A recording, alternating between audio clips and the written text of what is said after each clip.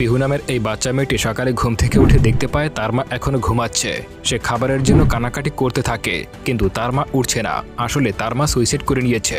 পুরো বাড়ির মধ্যে বাচ্চাটি একা একা হাঁটাহাঁটি করতে থাকে, কিন্তু বাড়ির মধ্যে ছড়িয়ে ছিটিয়ে রয়েছে অসংখ্য মৃত্যুর ফাঁদ। অন্যদিকে তার বাবা বিজনেসের জন্য দেশের বাইরে চলে গেছে। সে কি এই মৃত্যুর ফাঁদ থেকে বাঁচতে পারে? আর কেনই বা তার মা সুইসাইড করে নিল? এই পর্যন্ত আপনারা যত থ্রিলার মুভি দেখেছেন, গ্যারান্টি দিয়ে বলতে পারি সবথেকে বেস্ট একটা মুভি হতে চলেছে। মুভিটা দেখার সময় আমি স্ক্রিন থেকে চোখ সরাতে পারছিলাম না। ক্ষণে ক্ষণেই ভাবছিলাম এরপরে কি হয়। তো বন্ধুরা, একটা লাইক করে পুরো ভিডিওটি দেখার অনুরোধ রইল। সিনেমার শুরুতেই আমরা পিহু নামের একটি মেয়ের জন্মদিন পালন করার দৃশ্য দেখতে পাই। পরবর্তী সিনে দেখা যায় ছোট্ট একটি মেয়ের ঘুম ভাঙে। গতকাল রাতে তার জন্মদিন পালন করা হয়েছিল। সকালবেলা সে ঘুম থেকে উঠে অনেক ক্ষুধা পায়, তাই সে তার মাকে অনেক ডাকাডাকি করে, কিন্তু তার মা কোনো উত্তর দেয় না। এজন্য সে বাইরে বেরিয়ে এসে তার বাবাকে ডাকতে শুরু করে, কিন্তু অবাক করা বিষয় হলো তার বাবাকেও কোথাও খুঁজে পাওয়া যাচ্ছে না। অর্থাৎ এই বাড়িতে সে এবং তার মা ছাড়া কেউ নেই। গতকাল রাতে যেহেতু তার বার্থডে সেলিব্রেশন করা হয়েছিল, তাই পুরো ঘর অগোছালো রয়েছে। টিভি সারা রাত চলছিল। পিহু উপর থেকে নিচে নেমে ঘরের মেন দরজা খোলার চেষ্টা করছিল, কিন্তু সে যেহেতু ছোট, তাই তার হাত হ্যান্ডেল পর্যন্ত যাচ্ছিল না। তাই সে দরজার নিচ থেকে খবরের কাগজ নিয়ে তার মাকে দেওয়ার জন্য উপরে উঠে আসে, কিন্তু তখনই সে লক্ষ্য করে পানির কল থেকে অবিরাম জল পড়ছে। এবার সে সেটি দেখে একটা টুল নিয়ে এসে তার উপরে উঠে এবং নলটি বন্ধ করার চেষ্টা করে, কিন্তু তার হাত নল অবধি পৌঁছায় না। সে স্লিপ করা থেকে অল্পের জন্যই বেঁচে যায়। তাই সে খবরের কাগজটা নিয়ে উপরে উঠে আসে তার মাকে দেওয়ার জন্য। সে তার মাকে ডাকার অনেক চেষ্টা করে, কিন্তু তবুও সে উঠছে না। এরপর সে তার মায়ের পছন্দের সিরিয়াল টিভিতে অন করে তার মাকে ডাকতে থাকে, কিন্তু তবুও তার মা কোনো রকমের সারা শব্দ দেয় না। এইসব দেখে সে কান্না করতে থাকে। ইতিমধ্যে তার পটি পেয়ে যায়। তার মায়ের কোনো সারা শব্দ না পেয়ে একাই পটি করতে চলে যায়। ইতিমধ্যে এইসব একা একা সে কখনোই করেনি, তাই সে অনেক ঝামেলায় পড়ে যায়। ওয়াশরুম থেকে বেরিয়ে নোংরা অবস্থায় তার মায়ের কাছে চলে আসে। ঠিক তখনই তার মায়ের ফোনে একটা কল আসে। এজন্য পিহু টুলটি নিয়ে এসে ফোনটি বের করার চেষ্টা করে, কিন্তু এত করে ফোনটি নাগাল সে পায় না। এরপর ফোনটি নিজ নিজ থেকে কেটে যায়। এরপর সে নিজে নিজে ব্রাশ করতে শুরু করে। তখন সে হাতে পায়জামা নিয়ে তার মায়ের কাছে চলে আসে, আর সেটি তার মাকে পরিয়ে দিতে বলে, কারণ সে ভেবেছিল তার মা ঘুমিয়ে আছে। আর 2 বছরের বাচ্চা এর থেকে বেশি বা কি বুঝবে। তবে সে এত ডাকাডাকি করার পরেও তার মা যখন ওঠে না, তখন সে রাগ করে পাজামাটা ছুঁড়ে মারে, আর পাজামাটা পরে কাপড় ইস্ত্রি করার টেবিলে। পিহু এবার তার মায়ের বুকের উপরে উঠে কান্না করতে শুরু করে। তার মাকে অনেক ধাক্কা দেয়, আর তখনই তার মায়ের হাত থেকে একটা ওষুধের শিশি নিচে পড়ে যায়। আর এখান থেকে বোঝা যায় তার মা ঘুমের ওষুধ খেয়ে সুইসাইড করেছে। এর কারণটা হলো গত রাতে পিহুর বাবা পিহুর জন্মদিনে লেট করে বাড়ি ফিরেছিল। এরপর তাদের দুইজনের মধ্যে ঝগড়া হয়, এমনকি তাদের দুইজনের মধ্যে হাতাহাতিও শুরু হয়ে যায়। বিশেষ করে পিহুর মা পিহুর বাবার উপরে অনেক সন্দেহ করত। সে ভাবতো তার বাবা হয়তো তার বান্ধবীর সঙ্গে অবৈধ সম্পর্কে জড়িয়ে আছে। এদিকে পিহুর বাবা স্ত্রীর সঙ্গে ঝগড়া করার পর কাউকে কিছু না বলে অতি ভোরে অফিসে চলে যায়। সেই জন্যই এই পুরো বাড়িতে পিহু তার মৃত মায়ের সঙ্গে একা রয়েছে। তাদের বাড়ি মেন গেট ভেতর থেকে লক করা, অর্থাৎ পিহু কোনোভাবেই বাইরে বের হতে পারবে না। এদিকে বেচারে পিহু মায়ের হাত থেকে ওষুধগুলো পড়ে যাওয়ার পর সেগুলো গুছাতে শুরু করে। সে আপন মনে তার মায়ের সঙ্গে গল্প করতে থাকে। আর ঠিক তখনই তার মায়ের ফোনে আবারও কল আসে। তাই পিহু আবারও টুলটা নিয়ে ফোনটা বের করার চেষ্টা করে, কিন্তু ফোনটা তার থেকে অনেক উপরে থাকে। তাই সে এবার নিজের একটা পা আলনার কপাটে দিয়ে ফোনটিকে বের করার সর্বোচ্চ চেষ্টা করে। তবে এর মধ্যে যদি তার পা স্লিপ করে যায়, তাহলে অচিরেই সে নিচে পড়ে যাবে। তবে সে যখনই ফোনটা হাতে নেয়, তখনই ফোনটা তার হাত থেকে পড়ে গিয়ে আলমারির নিচে চলে যায়, আর ফোনটা অটোমেটিক রিসিভ হয়ে যায়। তাই ফোনের ওপাশ থেকে তার বাবা কিছু না বুঝেই নিজের থেকে বকাবকি করতে শুরু করে, কারণ সে ভেবেছিল ফোনটি পিহুর মা রিসিভ করেছে।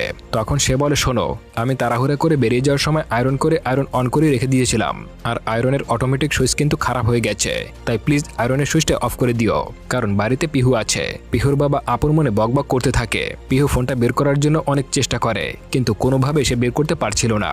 এরপর দেখা যায় পিহুর মা সুইসাইড করার আগে আয়নাতে একটা সুইসাইড নোট লিখে যায়, যেখানে সে লিখে রেখেছে, আমি আমার বাড়ির লোকের কথা অমান্য করে তোমাকে বিয়ে করেছিলাম, কিন্তু কি পেলাম? গত রাতে তুমি আমাকে বলেছিলে আমি মরে যাওয়ার পর তুমি এই বাড়িতে ফিরে আসবে। আমি চললাম তোমার কথা শুনে, সাথে পিহুকেও নিয়ে যেতে চাইছিলাম, কিন্তু এটা করার সাহস আমার হয়ে ওঠেনি। বেচারি পিহুর মতো কিউট একটা মেয়ে ছেড়ে কিভাবে সুইসাইড করতে পারে? আসলে এটাই আমাদের বড় সমস্যা। ভুল করবে বড়রা আর ভুগবে ছোটরা। এদিকে পিহু তার মায়ের লিপস্টিক নিজে মেখে মাকে দেখায়। তারপর সে মুখে মাখা ক্রিম বের করে তার মায়ের মুখে লাগিয়ে দেয়। তার মধ্যে কিছু ক্রিম মেঝেতে ফেলে দিয়ে সেগুলো নিয়ে খেলা করতে শুরু করে। তখন দেখা যায় সেই ঘুমের ঔষধ কিছুটা মেঝেতে পড়ে আছে। ওই ঔষধ যদি সে খেয়ে নেয়, তাহলে তার মায়ের মতো অবস্থা হতে বেশি সময় লাগবে না। অন্যদিকে পিহু যে পায়জামাটা আয়রন টেবিলে ছুঁড়ে মেরেছিল, ওই পায়জামাটায় আগুন লেগে যায় এবং ধোয়া উঠতে শুরু করে। করে, তবে সেটা পিহুর নজরে চলে আসে। তাই সে পায়জামাটা সেখান থেকে সরিয়ে নেয়। তবে সে কোনোভাবেই বুঝতে পারছিল না ধোঁয়াটি কেন উঠছে। এর জন্য সে আয়রনটিকে খুব ভালোভাবে দেখতে থাকে। সে কোনো কিছু না বুঝে শেষমেশ আয়রনটিতে হাত দিয়ে ফেলে। এতে করে সে চিল্লিয়ে কান্না করতে শুরু করে, আর কান্না করতে করতে তার মায়ের বুকের উপরে উঠে পড়ে, আর বুকের উপর এভাবেই ঘুমিয়ে পড়ে। দেখা যায় কিছুক্ষণ পর তার আবারও ঘুম ভাঙে। সে তার মায়ের কাছ থেকে দুধ খেতে চায়, কিন্তু তার মায়ের কোনো সারা শব্দ না পেয়ে একাই ফিটারের কাছে চলে যায়। তবে বোতলটি একটু উপরে থাকে, তাই নামাতে গিয়ে বোতলটি স্লিপ করে নিচে পড়ে যায়, আর বোতলের সমস্ত দুধ নষ্ট হয়ে যায়। তাহলে এখন সে কি খাবে? এসব ভেবে সে রান্নাঘরে চলে যায়, আর গিয়ে একটা পাত্রে দুটি রুটি দেখতে পায়। তবে সে দেখতে পায় রুটিগুলো খুবই ঠান্ডা আছে।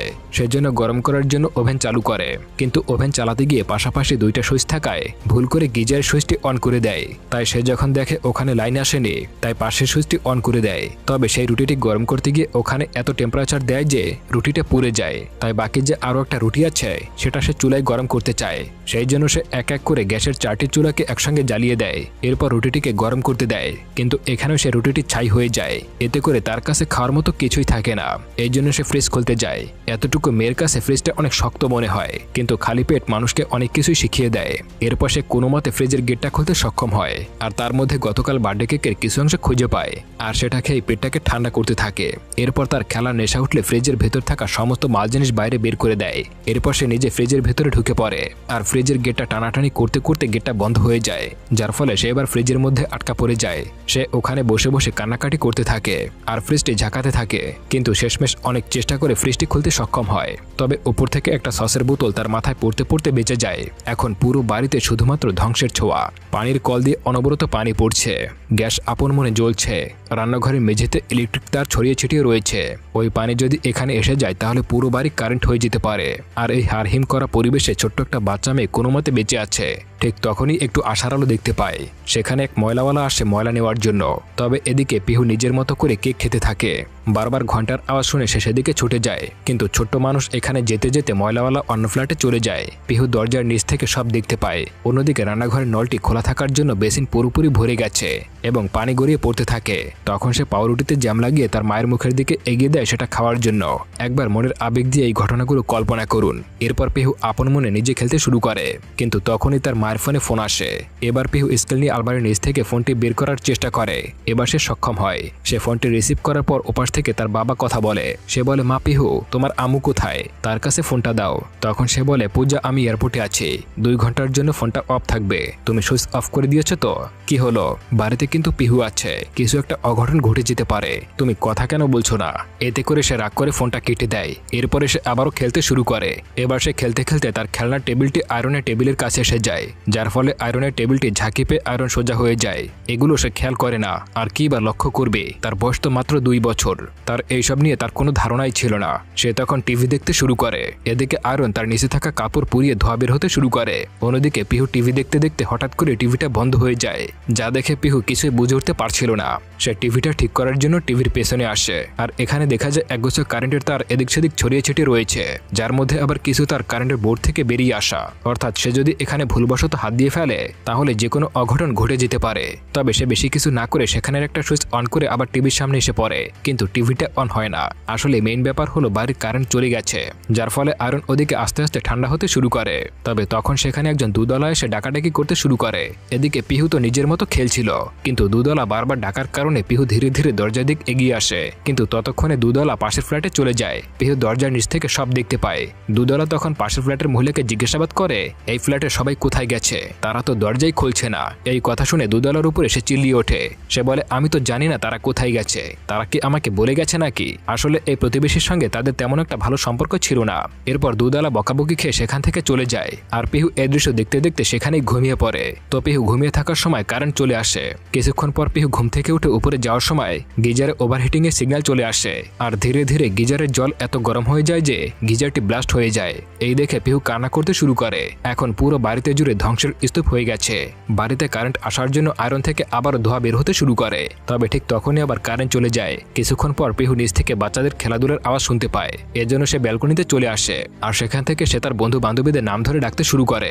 তখন সে তার পুতুলটি বান্ধবীদের দেখাতে শুরু করে, কিন্তু তার আওয়াজ তারা শুনছিল না। এজন্য সে সেখানে থাকা একটা ছোট্ট পুতুলকে নিচের দিকে ফেলে দেয়। সেখান থেকে পানিও নিচের দিকে ফেলতে শুরু করে, কিন্তু এতে করেও তেমন কোনো লাভ হয় না। তখন তার হাতে থাকা বড় পুতুলটি নিচে পড়ে গিয়ে দড়ির সঙ্গে আটকে যায়। আর এইসব দেখে পিহু জানপ্রাণ লাগিয়ে পুতুলটি ধরার চেষ্টা করে। হাত দিয়ে পুতুলটি ধরতে পায় না, এজন্য সে পা দিয়ে ধরার চেষ্টা করে, কিন্তু তেমন কোনো লাভ হয় না। উল্টো পায়ের সঙ্গে পুতুলটি লেগে নিচে পড়ে যায়। পিহু নিচের দিক পুতুলটি পড়ে যাওয়া দেখে চুপচাপ দাঁড়িয়ে পড়ে। এরপর সে মায়ের কাছে যায় ডাকতে, কিন্তু সারা শব্দ না পেয়ে আবারও বেলকনিতে আসতে শুরু করে এবং তার বন্ধু বান্ধবীদের নাম ধরে ডাকে। আর বেলকনির গ্রিল বেয়ে উপরে উঠতে থাকে। কি ভয়ঙ্কর একটা দৃশ্য! তার হাত যদি অল্প একটু স্লিপ করে যায় তাহলে সে উপর থেকে নিচে পড়ে যাবে আর একটা বড়সড় দুর্ঘটনা ঘটে যেতে পারে। কিন্তু তখনই পাশের ফ্ল্যাটের এক মহিলা তাকে এই অবস্থায় দেখতে পায়। তখন সে চিল্লিয়ে তাকে ওখান থেকে নামতে বলে।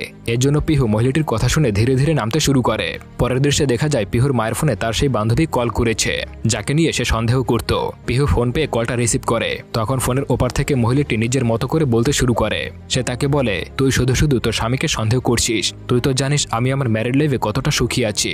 আচ্ছা ঠিক আছে, আমি আর কিছুক্ষণের মধ্যেই তোর বাড়িতে আসছি। এই বলে ফোনটা কেটে দেয়। অর্থাৎ এখানে বোঝা যায় যে পিহুর মা শুধু শুধু তার বাবার উপরে সন্দেহ করেছিল, আর সন্দেহের বশে সে নিজের প্রাণটাই দিয়ে দিল আর পিহুকে সারা জীবনের জন্য পরিবর্তন করে দিল।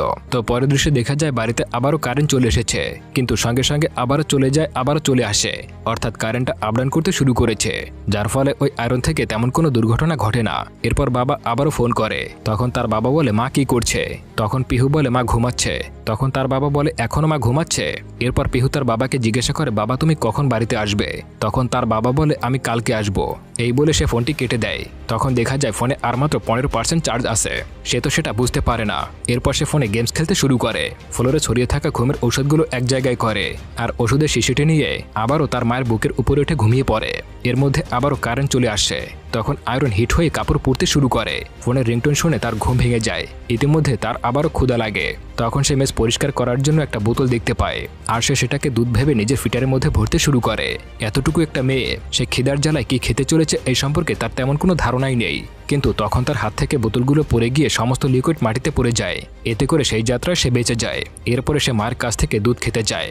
এরপর সে কান্না করতে শুরু করে। আর তখনই পিহুর মায়ের ওই বান্ধবী মেসেজ করে বলে, সরি আমি এখন যেতে পারছি না, তবে সন্ধ্যায় আসবো। এই কথায় তার এখান থেকে বাইরে বের হওয়ার চান্স আরও কমে গেল। এরপর সে উপর থেকে নিচে চলে আসে আর এসে দেখতে পায় সমস্ত ফ্লোর পানিতে ভরে গেছে। তবে পিহু ওই অবস্থায় নিচে নেমে পড়ে আর কালকে রাতের জন্মদিনের যে কেকগুলো নষ্ট হয়ে গিয়েছিল সেগুলো খেতে শুরু করে। আর তখনই কিছু লোক দরজায় এসে বাড়ি মারে, কারণ মেঝের নিচ থেকে পানি বাইরে বেরিয়ে পড়ছিল। কারো কোনো সারা শব্দ না পেয়ে চেঁচামেচি করে তারা সেখান থেকে চলে যায়। এরপর পিহু উপরে উঠে আসে আর তখনই তার বাবা আবার কল করে। তখন তার বাবা বলে, ফোনটা মাকে দাও। তখন পিহু বলে, মা ঘুমাচ্ছে। এইবার এই কথা শুনে পিহুর বাবা সন্দেহ হতে শুরু করে। তখন তার বাবা বলে, কি ব্যাপার, সে এখনো ঘুমাচ্ছে? তুমি ফোনটা কাটবে না? হ্যাঁ। এরপর সে ড্রাইভারকে বলে, ড্রাইভার গাড়ি নিয়ে এয়ারপোর্টে চলে যাও। সে কন্টিনিউ পিহুর সঙ্গে ফোনে কথা বলতে থাকে। অর্থাৎ তার বাবা সমস্ত কাজ বাদ দিয়ে বাড়ি ব্যাক করছে। এরপর সে ফোনটা রেখে দেয় আর তার খাবার নিজে খায়, তার মাকে খাওয়ায় এবং পুতুলকে খাওয়ায়। এভাবে করতে থাকে। এক পর্যায়ে ঘুমের ট্যাবলেটগুলো তার খাবার থালায় রাখে। এরপর সে একটা ট্যাবলেট হাতে নিয়ে তার মাকে বলে, মা আমি খাবো, খেয়ে নিলাম কিন্তু। আর তখন সে ট্যাবলেটটা খেতে থাকে। এভাবে সে 4 থেকে 5টা ট্যাবলেট খেয়ে নেয়। এরপর সে হাঁটাহাঁটি করতে শুরু করে। এরপর সে খেলতে খেলতে ঘুমিয়ে পড়ে। তখন পিহুর বাবা আবারও কল করে, কিন্তু ফোন রিসিভ করার মতো শক্তি আর তার মধ্যে নেই। এরপর শুরু হয়ে যায় গা ছমছম করা কাহিনী। পিহু অচেতন অবস্থায় শুয়ে আছে। কারেন্ট চলে আসায় আয়রন হিট হয়ে গেছে এবং সেখান থেকে ধোঁয়া উঠছে। পরিস্থিতি এখন কন্ট্রোলের বাইরে চলে যায়। পরবর্তী দৃশ্যে দেখা যায় বাইরে থেকে অ্যাপার্টমেন্টের সবাই ওই রুমের দরজা ভাঙতে শুরু করেছে। আর এইখানে একটা জিনিস বলে দেই, এগুলো কিন্তু অডিও ভিজুয়ালের মাধ্যমে শোনানো হয়েছে, ভিডিওর মাধ্যমে নয়। কারণ এই সিনেমাতে শুধুমাত্র 2টি ক্যারেক্টার দেখানো হয়েছে, এক পিহুকে এবং 2 পিহুর মাকে। আর বাকি সমস্ত ক্যারেক্টার অডিওর মাধ্যমে বোঝানো হয়েছে। এরপর উপরে ঘরে দেখা যায় সমস্ত ঘর ধোঁয়ায় আচ্ছন্ন হয়ে গেছে। সেই সঙ্গে দেখা যায় পিহু যেখানে শুয়েছিল সেখানে নেই। এর মধ্যেই পিহুর বাবার গলার আওয়াজ শোনা যায়। অর্থাৎ পিহুর বাবা বাড়ি ফিরে এসেছে। বাড়ি ফিরে মেয়েকে খুঁজতে শুরু করে। উপরে উঠে তার স্ত্রীকে মৃত অবস্থায় দেখতে পায়। এরপর সে কান্না করতে শুরু করে। তখন জোরে জোরে পিহুর নাম ধরে চিৎকার করে। আর ফাইনালি সে পিহুকে খাটের নিচে দেখতে পায়। সে আপন মনে একই রকমের খেলাধুলা করছিল। তার জীবনে যে কত বড় একটা দুর্ঘটনা ঘটে গেল তা সে বুঝতেই পারে না। আর এভাবেই সিনেমাটা শেষ হয়ে যায়। আসলে জীবনে আমরা সন্দেহের বশবর্তী হয়ে এমন কিছু কাণ্ড করে থাকি যেগুলো আমাদের পরিবার, সমাজ, মা বাবা সবার জন্য কষ্টকর। বড়রা কোনো ভুল করলে সেই ভুলের প্রভাব যে ছোটদের উপর পড়বে সেটা আমরা বুঝতেই পারি না। এর জন্য যে কোনো কাজ করার আগে খুব ভালোভাবে ভেবেচিন্তে সিদ্ধান্ত নিতে হবে, কারণ জীবন তো একটাই, মানুষের জন্ম একবারই হয়।